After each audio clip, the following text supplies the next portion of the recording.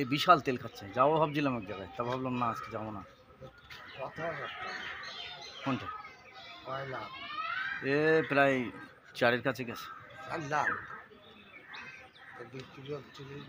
বিক্রি করে দেবো। বিশাল তেল খাচ্ছে, বিশ্রী তেল খাচ্ছে।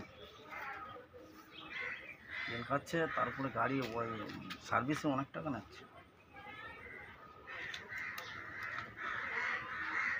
দিয়ে সব ইয়ে করবো, আর আর থাকবো না, এখানে চলে যাবো বাংলাদেশ, চলে যাবো বাংলাদেশ, বুঝলে কাকা?